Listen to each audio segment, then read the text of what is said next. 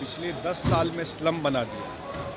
बिहार का गांव दिल्ली के उन सब एरिया से 100 गुना बेटर है। ना वहाँ रोड है, ना पीने का पानी था। और भ्रष्टाचार में वहाँ के मुख्यमंत्री मंत्री सब जेल में गए हुए थे, तो बिल्कुल दिखाई पड़ रहा था। और ख़ास करके जो पूर्वांचल का एक बड़ा वोट है, 40% वोट पूर्वांचल का, उसके बारे में जिस तरह वहाँ के मुख्यमंत्री और आम आदमी पार्टी के लोगों की भावना थी, इस सारा चीज़ का एक रिएक्शन हुआ और उस वजह से वहाँ सरकार गई। और लोग चाहते भी थे कि डबल इंजन की सरकार बने।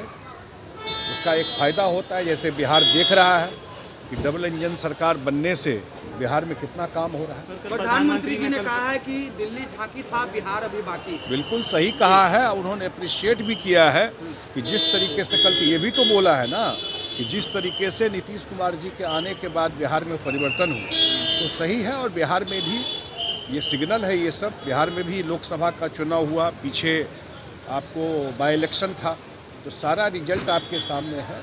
और लोग इस बार के बजट में भी, पिछले बजट में भी, जिस हिसाब से बिहार के ऊपर विशेष ध्यान केंद्र का है और बिहार अपने रिसोर्स से भी बहुत सारा काम मुख्यमंत्री जी कर रहे हैं, प्रगति यात्रा पर इतना सारा अनाउंसमेंट हो रहा है बिहार सरकार का, तो सब मिला करके अगला चुनाव भी यहाँ एनडीए बहुत बड़े मत से जीते। शशि यादव कह रहे हैं कि बिहार है, बिहार में कुछ नहीं होने जा रहा है, समझना पड़ेगा बिहार को। 20 साल तो समझ रहे हैं ना, लोकसभा में नहीं समझे।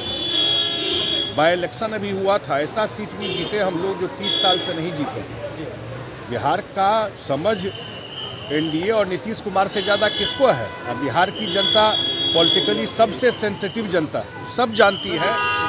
सर, पीएम ने कहा है कि कांग्रेस जो है वो परजीवी जीव है, जो अपने साथ साथ अपने साथियों को भी खत्म कर रही है। कैसे देख रहे हैं? उनके मुद्दे खा जाती है। भाई, इंडिया गठबंधन पे मैंने कहा था, नीतीश कुमार जी को समझ में आ गया था। इंडिया गठबंधन बनाने वाले वो थे, देख लिए कि ये लोग परिवार, अपने स्वार्थ के अलावा कुछ नहीं है इसमें।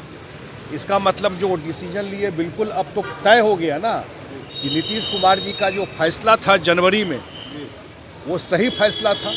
एक दूसरे को गाली दे रहे हैं आप, एक दूसरे के खिलाफ लड़ रहे हैं, ये तो था कि कोई गठबंधन है ही नहीं। कांग्रेस में तो कोई दम ही नहीं बचा। ठीक है, थैंक यू सर।